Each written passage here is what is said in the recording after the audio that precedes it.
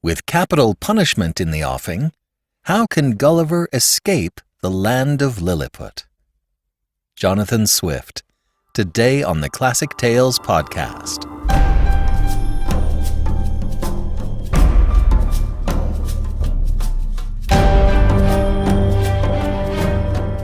Welcome to the Classic Tales podcast. Thank you for listening. The vintage episode for the week is The Machine Stops by E.M. Forster.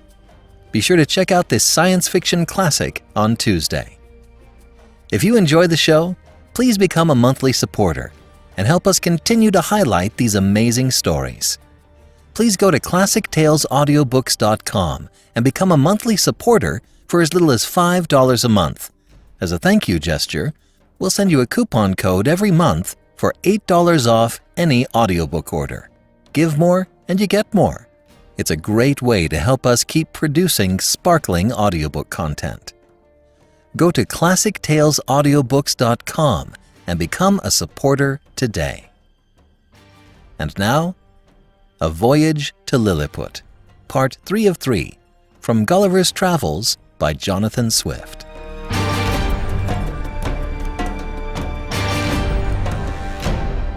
Chapter 6.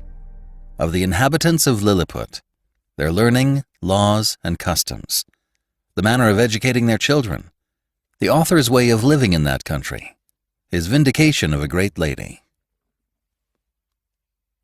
Although I intend to leave the description of this empire to a particular treatise, yet in the meantime, I am content to gratify the curious reader with some general ideas. As the common size of the natives is somewhat under 6 inches high, there is an exact proportion in all other animals, as well as plants and trees.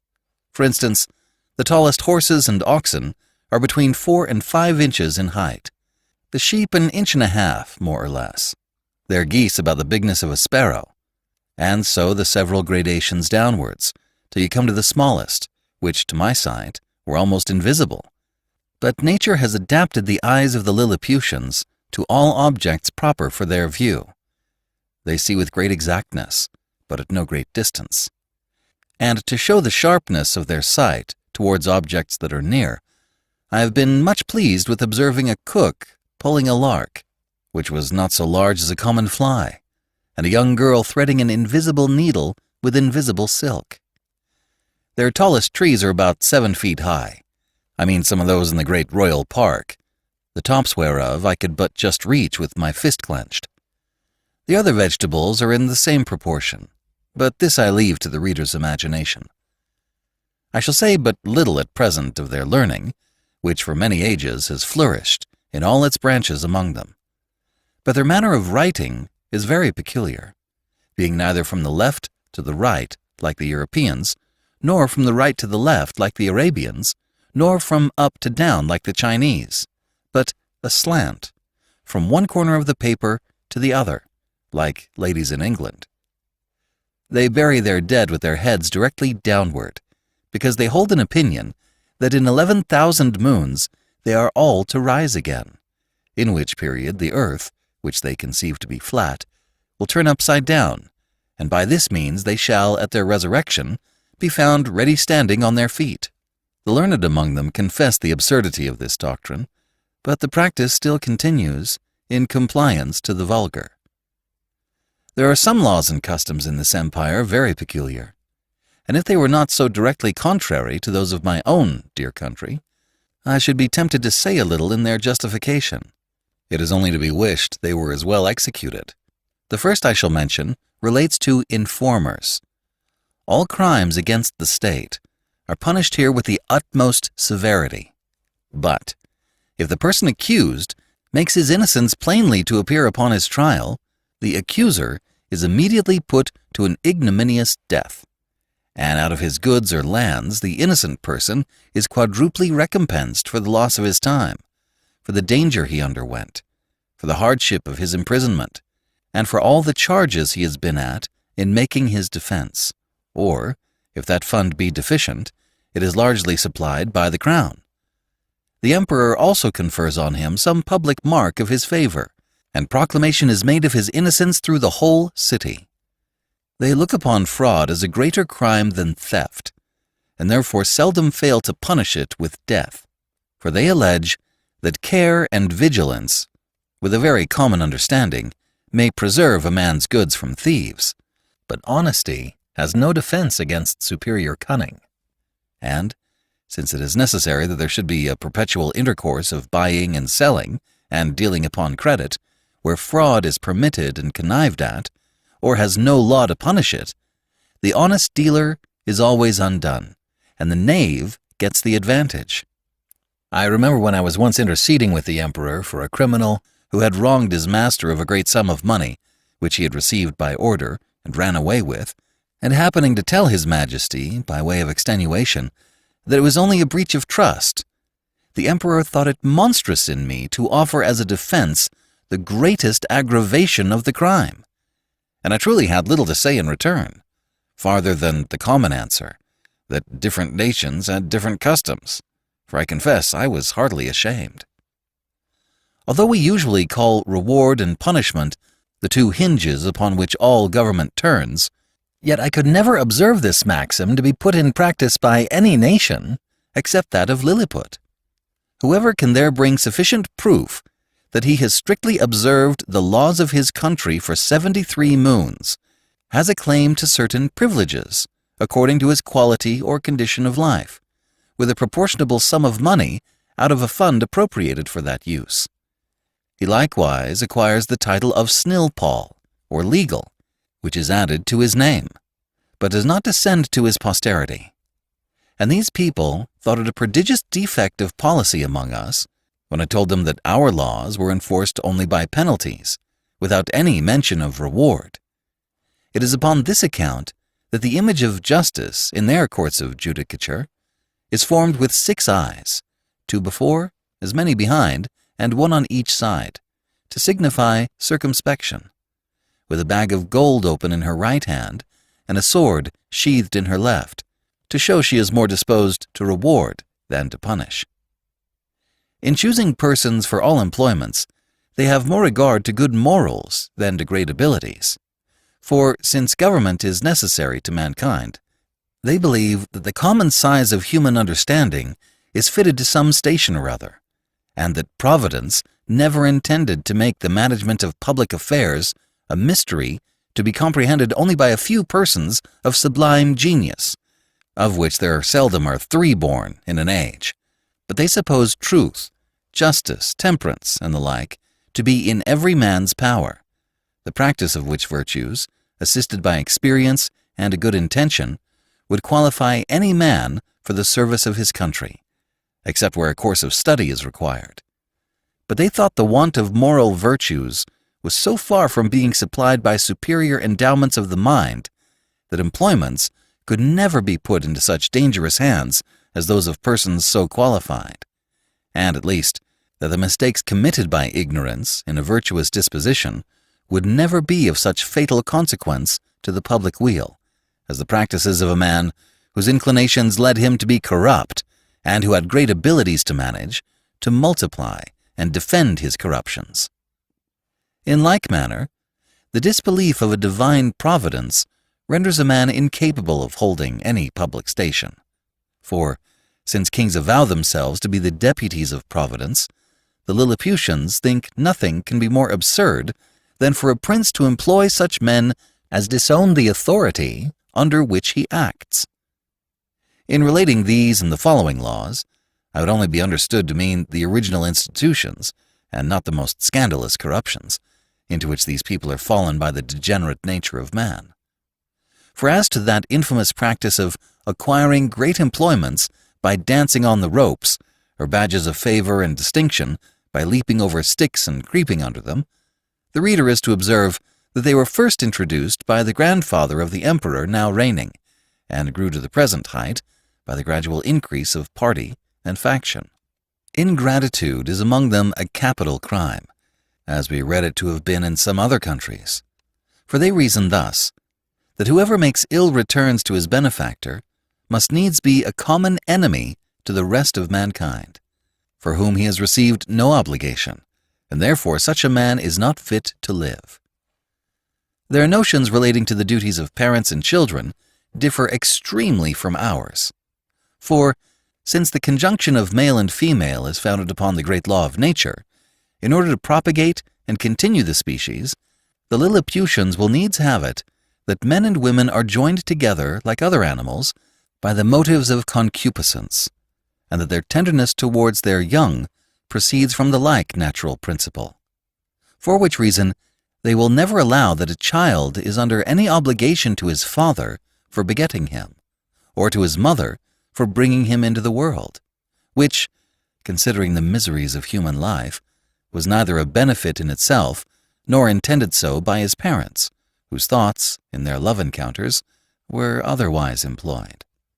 Upon these, and the like reasonings, their opinion is that parents are the last of all others to be trusted with the education of their own children, and therefore they have in every town public nurseries, where all parents, except cottagers and laborers, are obliged to send their infants of both sexes to be reared and educated.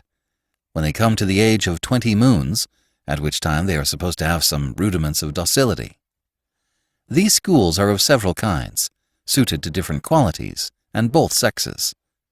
They have certain professors well skilled in preparing children for such a condition of life as befits the rank of their parents, and their own capacities, as well as inclinations. I shall first say something of the male nurseries, and then of the female. The nurseries for males of noble or eminent birth are provided with grave and learned professors, and their several deputies. The clothes and food of the children are plain and simple. They are bred up in the principles of honor, justice, courage, modesty, clemency, religion, and love of their country. They are always employed in some business, except in the times of eating and sleeping, which are very short, and 2 hours for diversions consisting of bodily exercises. They are dressed by men till 4 years of age, and then are obliged to dress themselves, although their quality be ever so great, and the women attendant, who are aged proportionably to ours at 50, perform only the most menial offices. They are never suffered to converse with servants, but go together in smaller or greater numbers to take their diversions, and always in the presence of a professor, or one of his deputies, whereby they avoid those early bad impressions of folly and vice to which our children are subject. Their parents are suffered to see them only twice a year. The visit is to last but an hour. They are allowed to kiss the child at meeting and parting, but a professor, who always stands by on those occasions, will not suffer them to whisper, or use any fondling expressions, or bring any presents of toys, sweetmeats, and the like. The pension from each family for the education and entertainment of a child, upon failure of due payment, is levied by the emperor's officers. The nurseries for children of ordinary gentlemen, merchants, traders, and handicrafts are managed proportionably after the same manner. Only those designed for trades are put out apprentices at 11 years old, whereas those of persons of quality continue in their exercises till 15, which answers to 21 with us. But the confinement is gradually lessened for the last 3 years. In the female nurseries, the young girls of quality are educated much like the males, only they are dressed by orderly servants of their own sex, but always in the presence of a professor or deputy, till they come to dress themselves, which is at 5 years old. And if it be found that these nurses ever presume to entertain the girls with frightful or foolish stories, or the common follies practiced by chambermaids among us, they are publicly whipped thrice about the city, imprisoned for a year, and banished for life to the most desolate part of the country. Thus the young ladies are as much ashamed of being cowards and fools as the men, and despise all personal ornaments, beyond decency and cleanliness. Neither did I perceive any difference in their education made by their difference of sex, only that the exercises of the females were not altogether so robust, and that some rules were given them relating to domestic life, and a smaller compass of learning was enjoined them. For their maxim is, that among peoples of quality, a wife should be always a reasonable and agreeable companion, because she cannot always be young. When the girls are 12 years old, which among them is a marriageable age, their parents or guardians take them home, with great expressions of gratitude to the professors, and seldom without tears of the young lady and her companions. In the nurseries of females of the meaner sort, the children are instructed in all kinds of works proper for their sex, and there are several degrees. Those intended for apprentices are dismissed at 7 years old. The rest are kept to 11. The meaner families who have children at these nurseries are obliged, besides their annual pension, which is as low as possible, to return to the steward of the nursery a small monthly share of their gettings, to be apportioned for the child, and therefore all parents are limited in their expenses by the law. For the Lilliputians think nothing can be more unjust than for people, in subservience to their own appetites, to bring children into the world and leave the burden of supporting them on the public. As to persons of quality, they give security to appropriate a certain sum for each child, suitable to their condition. And these funds are always managed with good husbandry and the most exact justice. The cottagers and laborers keep their children at home, their business being only to till and cultivate the earth, and therefore their education is of little consequence to the public. But the old and diseased among them are supported by hospitals, for begging is a trade unknown in this empire. And here it may perhaps divert the curious reader to give some account of my own domestics and my manner of living in this country, during a residence of 9 months and 13 days. Having a head mechanically turned, and being likewise forced by necessity, I had made for myself a table and chair convenient enough, out of the largest trees in the royal park. 200 seamstresses were employed to make me shirts, and linen for my bed and table, all of the strongest and coarsest kind they could get, which, however, they were forced to quilt together in several folds, for the thickest was some degrees finer than lawn. Their linen is usually 3 inches wide, and 3 feet make a piece. The seamstresses took my measure as I lay on the ground, one standing at my neck and another at my mid-leg, with a strong cord extended, that each held by the end, while a third measured the length of the cord with a rule of 1 inch long. They then measured my right thumb, and desired no more, for by a mathematical computation, that twice round the thumb is once round the wrist, and so on to the neck and the waist. And by the help of my old shirt, which I displayed on the ground before them for a pattern, they fitted me exactly. 300 tailors were employed in the same manner to make me clothes, but they had another contrivance for taking my measure. I kneeled down, and they raised a ladder from the ground to my neck. Upon this ladder one of them mounted, and let fall a plumb line from my collar to the floor, which just answered the length of my coat. But my waist and arms I measured myself. When my clothes were finished, which was done in my house, for the largest of theirs would not have been able to hold them, they looked like the patchwork made by the ladies in England, only that mine were all of a color. I had 300 cooks to dress my victuals, in little convenient huts built about my house, where they and their families lived, and prepared me 2 dishes apiece. I took up 20 waiters in my hand, and placed them on the table. 100 more attended below on the ground, some with dishes of meat, and some with barrels of wine and other liquors slung on their shoulders, all which the waiters above drew up, as I wanted, in a very ingenious manner by certain cords, as we draw the bucket up a well in Europe. A dish of their meat was a good mouthful, and a barrel of their liquor a reasonable draught. Their mutton yields to ours, but their beef is excellent.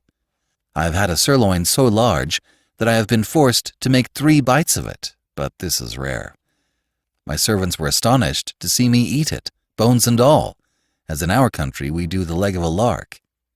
Their geese and turkeys I usually ate at a mouthful, and I confess they far exceeded ours. Of their smaller fowl, I could take up 20 or 30 at the end of my knife. One day, His Imperial Majesty, being informed of my way of living, desired that himself and his royal consort, with the young princes of the blood of both sexes, might have the happiness, as he was pleased to call it, of dining with me. They came accordingly, and I placed them in chairs of state, upon my table, just over against me, with their guards about them. Flimnap, the Lord High Treasurer, attended there likewise with his white staff, and I observed he looked on me with a sour countenance, which I would not seem to regard, but ate more than usual, in honor to my dear country, as well as to fill the court with admiration. I have some private reasons to believe that this visit from His Majesty gave Flimnap an opportunity of doing me ill offices to his master. That minister had always been my secret enemy, though he outwardly caressed me more than was usual to the moroseness of his nature.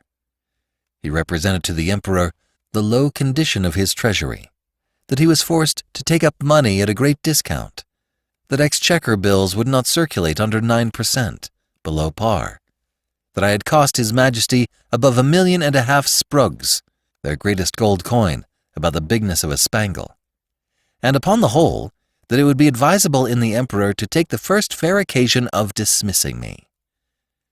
I am here obliged to vindicate the reputation of an excellent lady, who was an innocent sufferer upon my account. The treasurer took a fancy to be jealous of his wife, from the malice of some evil tongues, who informed him that her grace had taken a violent affection for my person, and the court scandal ran for some time, that she once came privately to my lodging. This I solemnly declare to be a most infamous falsehood, without any grounds, further than that her grace was pleased to treat me with all innocent marks of freedom and friendship. I own she came often to my house, but always publicly, nor ever without 3 more in the coach, who were usually her sister and young daughter, and some particular acquaintance, but this was common to many other ladies of the court. And I still appeal to my servants round, whether they at any time saw a coach at my door without knowing what persons were in it. On those occasions, when a servant had given me notice, my custom was to go immediately to the door, and after paying my respects, to take up the coach and 2 horses very carefully in my hands, for there were 6 horses, the postilion always unharnessed 4, and place them on a table, where I had fixed a movable rim quite round of 5 inches high, to prevent accidents. And I have often had 4 coaches and horses at once on my table, full of company, while I sat in my chair, leaning my face towards them. And when I was engaged with one set, the coachman would gently drive the others round my table. I have passed many an afternoon very agreeably in these conversations.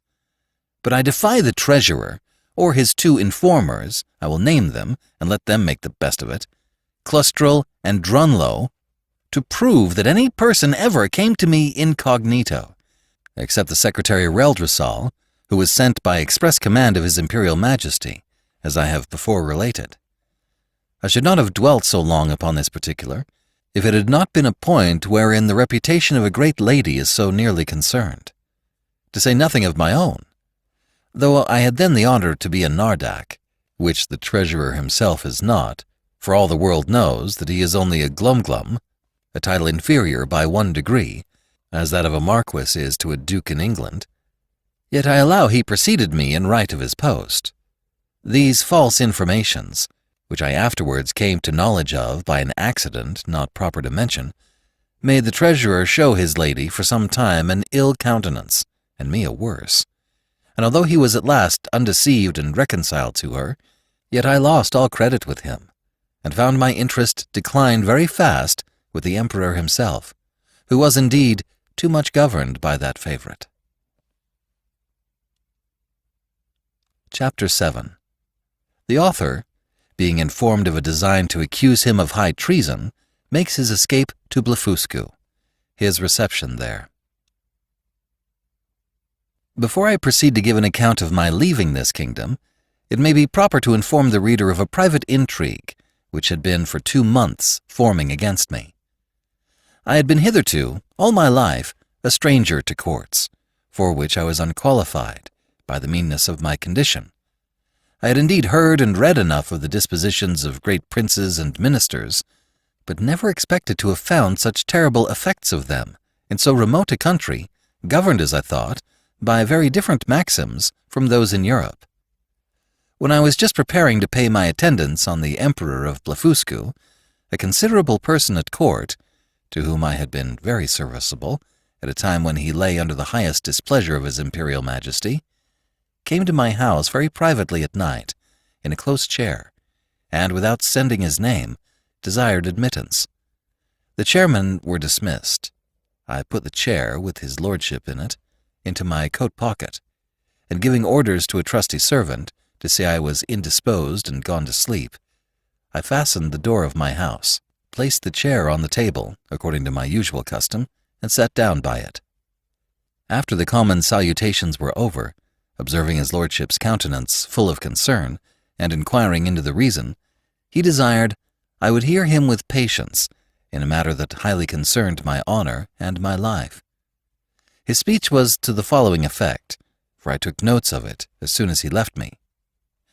"You are to know," said he, "that several committees of council have been lately called, in the most private matter, on your account, and it is but 2 days since His Majesty came to a full resolution. You are very sensible that Skyrish Bolgolam, Galbet, or High Admiral, has been your mortal enemy almost ever since your arrival. His original reasons I know not, but his hatred is increased since your great success against Blefuscu, by which his glory as admiral is much obscured. This lord, in conjunction with Flimnap the High Treasurer, whose enmity against you is notorious on account of his lady, Limtok the General, Lalcon the Chamberlain, and Balmuff the Great Justiciary, have prepared articles of impeachment against you for treason and other capital crimes.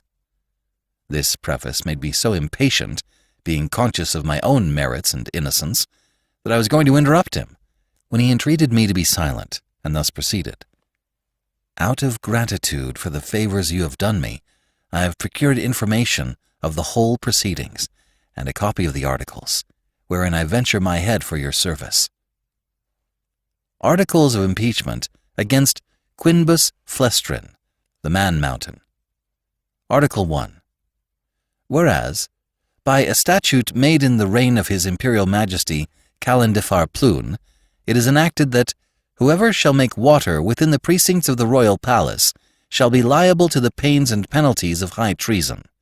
Notwithstanding, the said Quintus Flestrin, in open breach of the said law, under colour of extinguishing the fire kindled in the apartment of His Majesty's most dear imperial consort, did maliciously, traitorously, and devilishly, by discharge of his urine, put out the said fire kindled in the said apartment, lying and being within the precincts of the said royal palace, against the statute in that case provided, etc., against the duty, etc.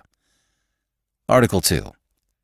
That the said Quintus Flestrin, having brought the imperial fleet of Blefuscu into the royal port, and being afterwards commanded by His Imperial Majesty to seize all the other ships of the said empire of Blefuscu, and reduce that empire to a province, to be governed by a viceroy from hence, and to destroy and put to death not only all the Bigendian exiles, but likewise all the people of that empire who would not immediately forsake the Bigendian heresy, he, the said Flestrin, like a false traitor against his most auspicious, serene, imperial majesty, did petition to be excused from the said service, upon pretense of unwillingness to force the consciences or destroy the liberties and lives of an innocent people. Article 3. That, whereas certain ambassadors arrived from the court of Blefuscu to sue for peace in His Majesty's court, he, the said Flestrin, did, like a false traitor, aid, abet, comfort, and divert the said ambassadors, although he knew them to be servants to a prince who was lately an open enemy to His Imperial Majesty, and in an open war against his said Majesty. Article 4. That the said Quintus Flestrin, contrary to the duty of a faithful subject, is now preparing to make a voyage to the court and empire of Blefuscu, for which he has received only verbal license from His Imperial Majesty, and under colour of the said license, does falsely and traitorously intend to take the said voyage, and thereby to aid, comfort, and abet the Emperor of Blefuscu, so lately an enemy, and in open war with His Imperial Majesty aforesaid.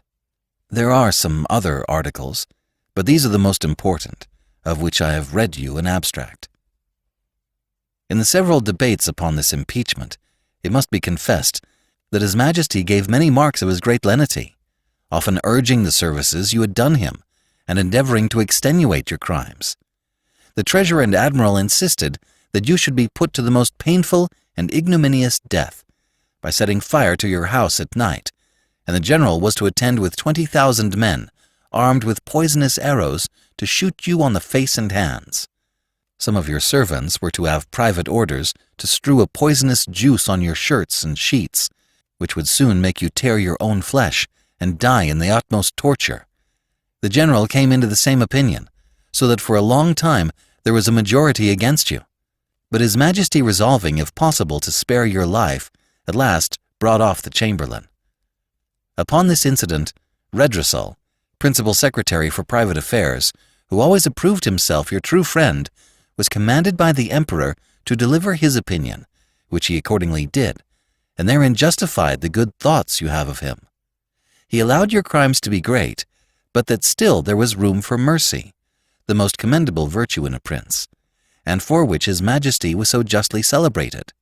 He said, the friendship between you and him was so well known to the world that perhaps the most honorable board might think him partial.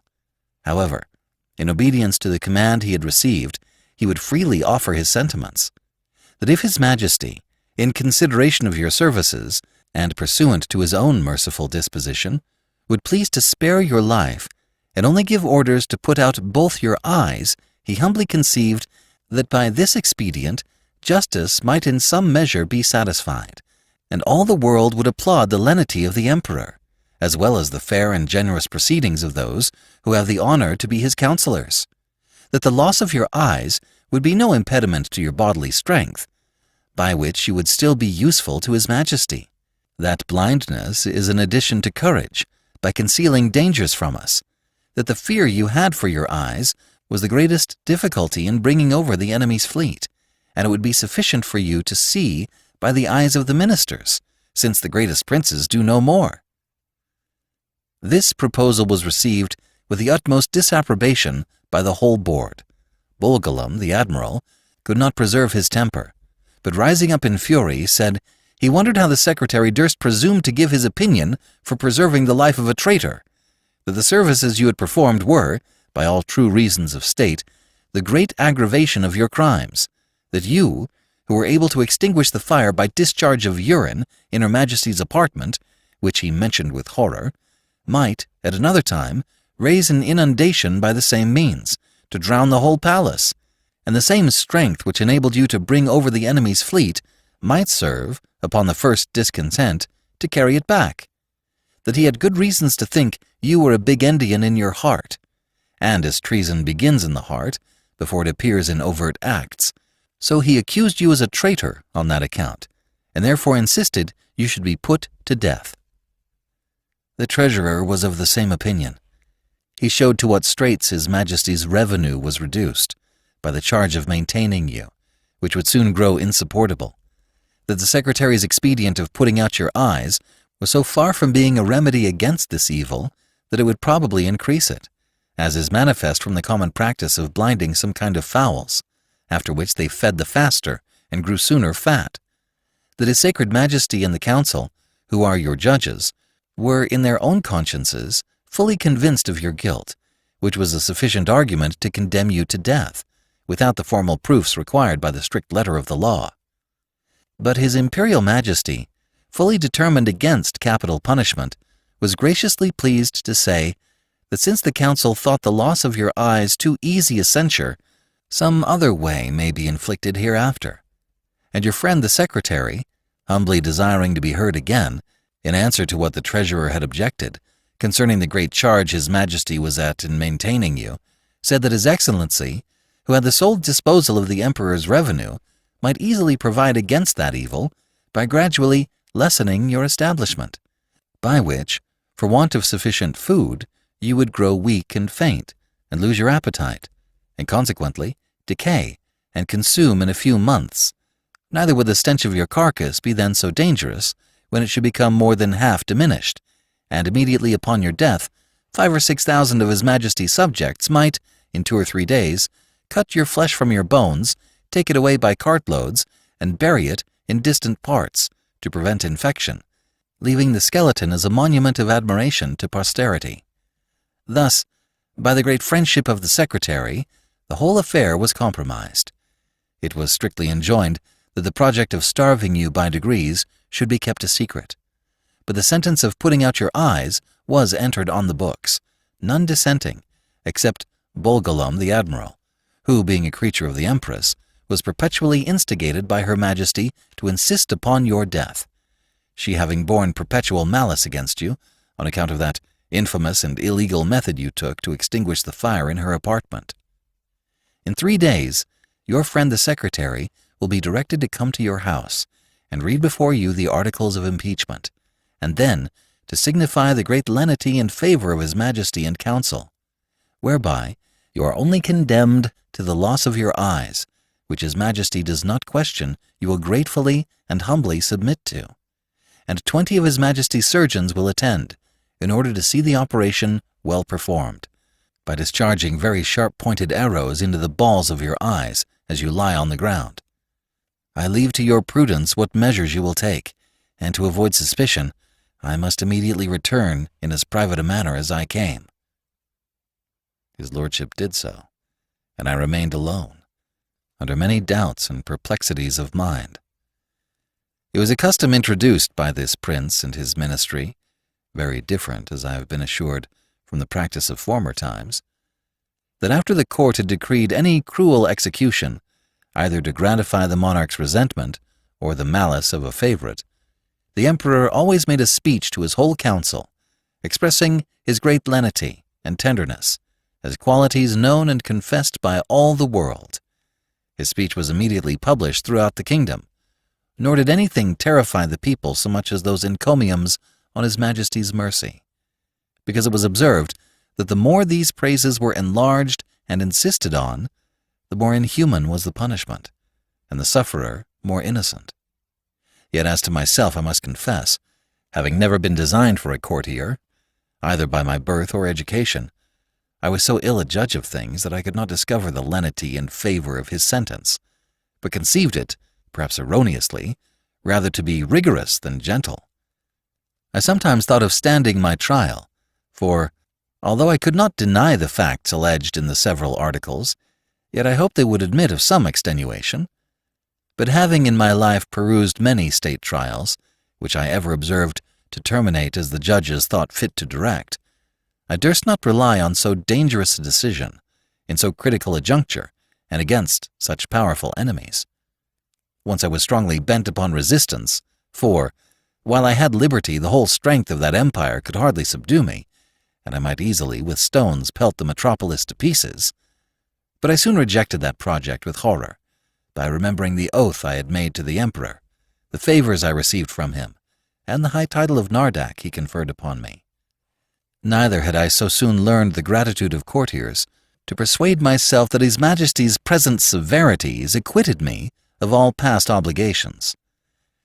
At last I fixed upon a resolution, for which it is probable I may incur some censure, but not unjustly, for I confess I owe the preserving of my eyes, and consequently my liberty, to my own great rashness and want of experience.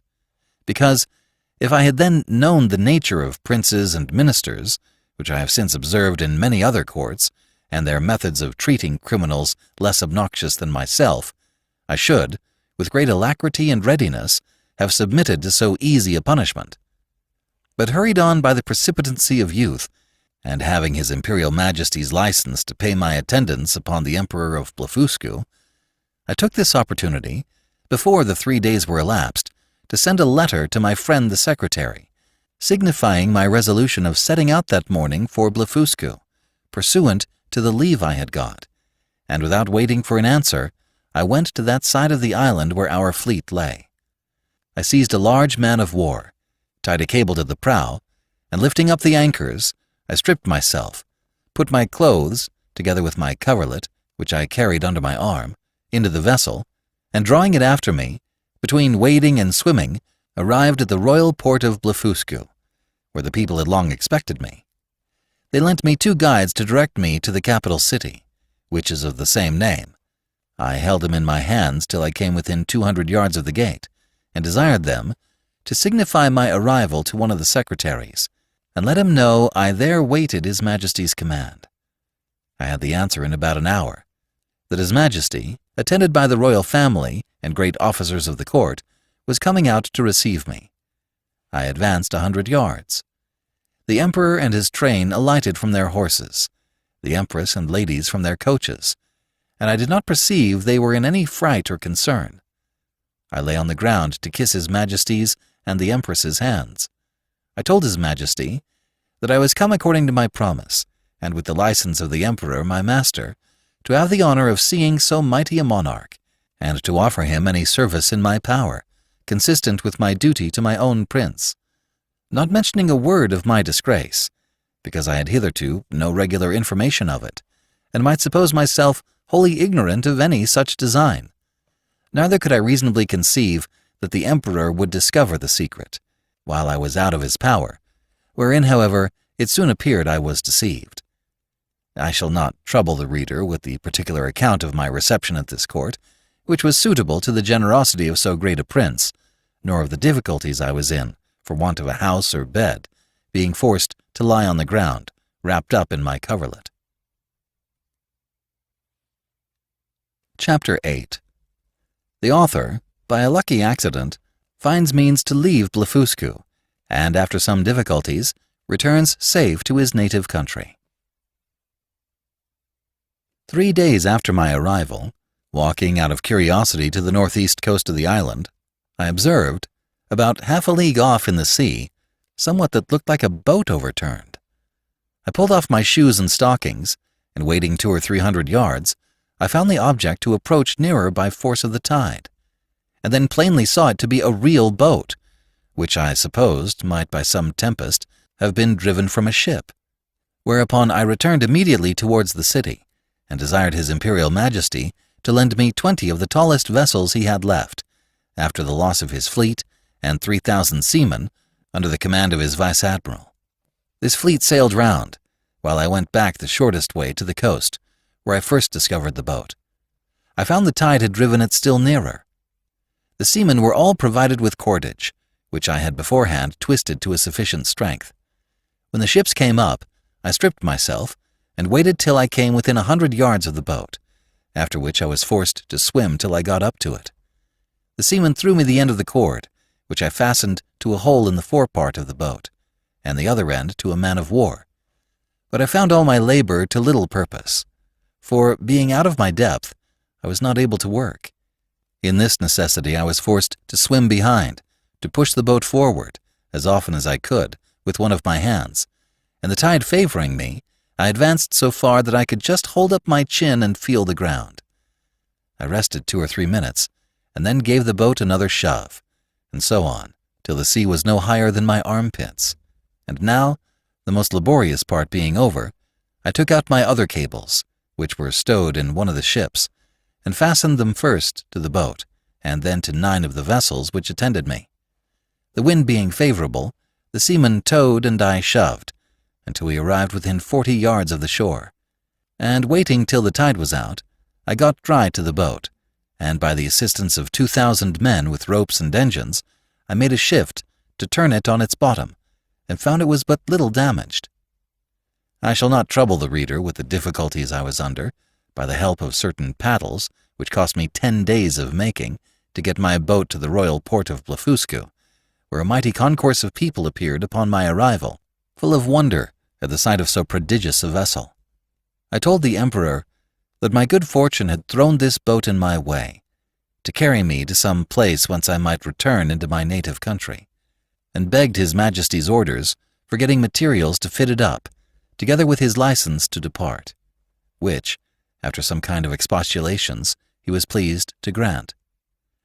I did very much wonder, in all this time, not to have heard of any express relating to me from our Emperor to the court of Blefuscu, but I was afterward given privately to understand that His Imperial Majesty, never imagining I had the least notice of his designs, believed I was only gone to Blefuscu in performance of my promise, according to the license he had given me, which was well known at our court, and would return in a few days, when the ceremony was ended. But he was at last in pain at my long absence, and after consulting with the treasurer and the rest of that cabal, a person of quality was dispatched with a copy of the articles against me. This envoy had instructions to represent to the monarch of Blefuscu the great lenity of his master, who was content to punish me no farther than with the loss of my eyes, that I had fled from justice, and if I did not return in 2 hours, I should be deprived of my title of Nardak and declared a traitor. The envoy further added that in order to maintain the peace and amity between both empires, his master expected that his brother of Blefuscu would give orders to have me sent back to Lilliput, bound hand and foot, to be punished as a traitor. The Emperor of Blefuscu, having taken 3 days to consult, returned an answer consisting of many civilities and excuses. He said that as for sending me bound, his brother knew it was impossible, that, although I had deprived him of his fleet, yet he owed great obligations to me for many good offices I had done him in making the peace. That, however, both their majesties would soon be made easy, for I had found a prodigious vessel on the shore, able to carry me on the sea, which he had given orders to fit up, with my own assistance and direction, and he hoped in a few weeks both empires would be freed from so insupportable an encumbrance. With this answer the envoy returned to Lilliput, and the monarch of Blefuscu related to me all that had passed, offering me at the same time, but under the strictest confidence, his gracious protection, if I would continue in his service, wherein, although I believed him sincere, yet I resolved never more to put any confidence in princes or ministers, where I could possibly avoid it, and therefore, with all due acknowledgments for his favorable intentions, I humbly begged to be excused. I told him that since fortune, whether good or evil, had thrown a vessel in my way, I was resolved to venture myself on the ocean, rather than be an occasion of difference between 2 such mighty monarchs. Neither did I find the emperor at all displeased, and I discovered, by a certain accident, that he was very glad of my resolution, and so were most of his ministers. These considerations moved me to hasten my departure somewhat sooner than I intended, to which the court, impatient to have me gone, very readily contributed. 500 workmen were employed to make 2 sails to my boat, according to my directions, by quilting 13 folds of their strongest linen together. I was at the pains of making ropes and cables by twisting 10, 20, or 30 of the thickest and strongest of theirs. A great stone that I happened to find, after a long search, by the seashore, served me for an anchor, and I had the tallow of 300 cows for greasing my boat and other uses. I was at incredible pains in cutting down some of the largest timber trees for oars and masts, wherein I was, however, much assisted by His Majesty's ship carpenters, who helped me in smoothing them after I had done the rough work. In about a month, when all was prepared, I sent to receive His Majesty's commands and to take my leave. The Emperor and royal family came out of the palace. I lay down on my face to kiss his hand, which he very graciously gave me. So did the Empress and young princes of the blood.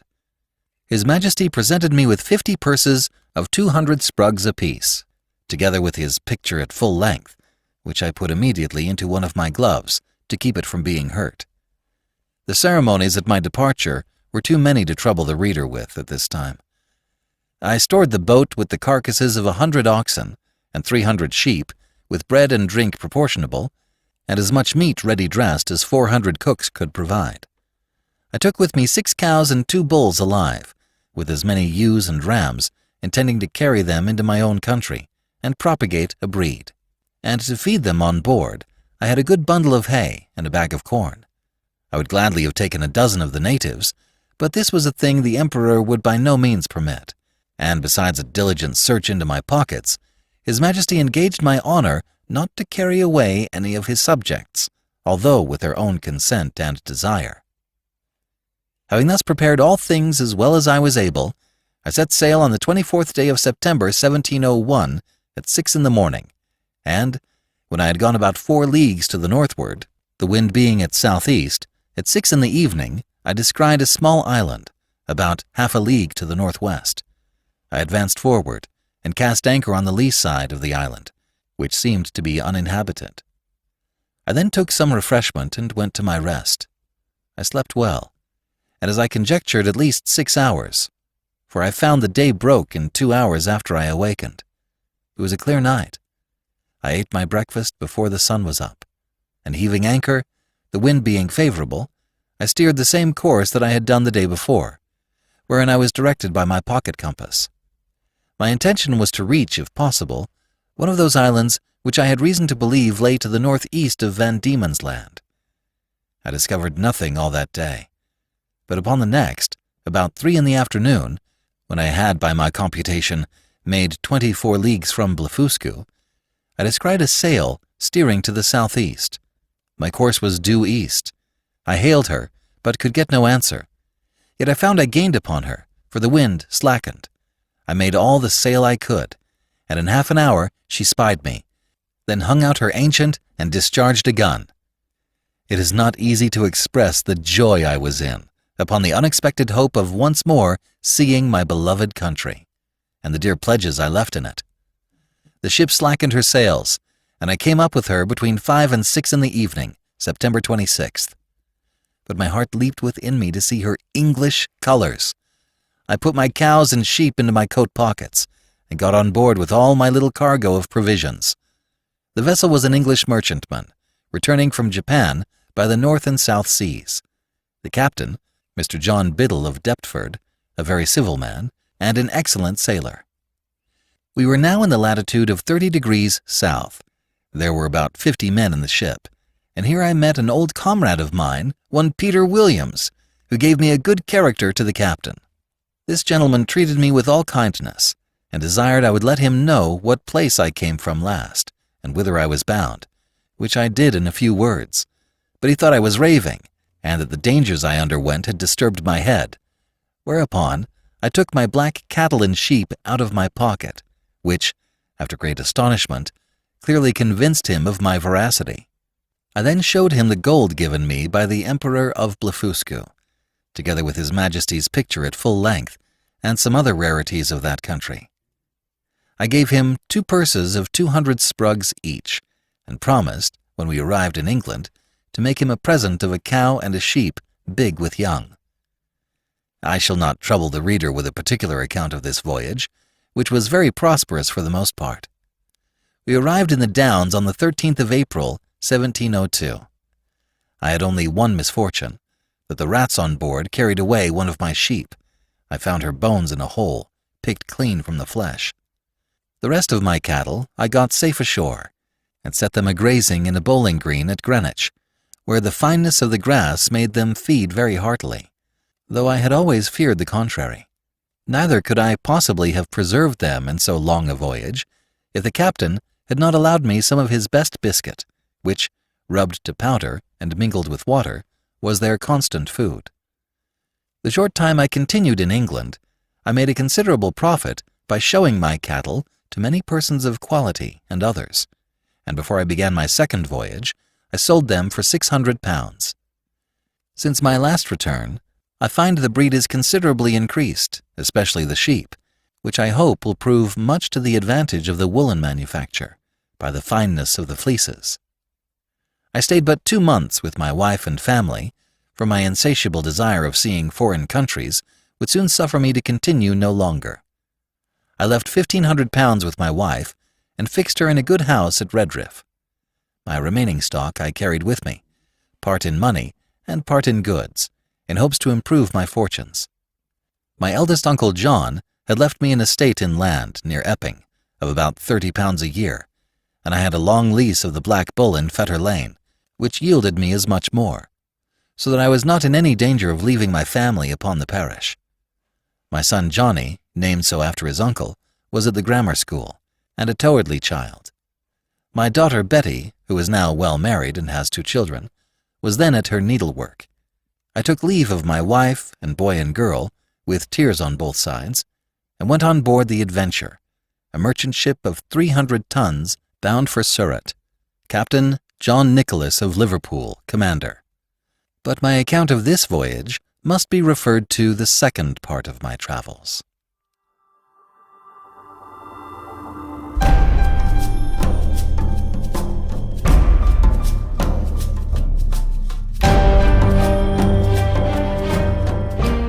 This is B.J. Harrison.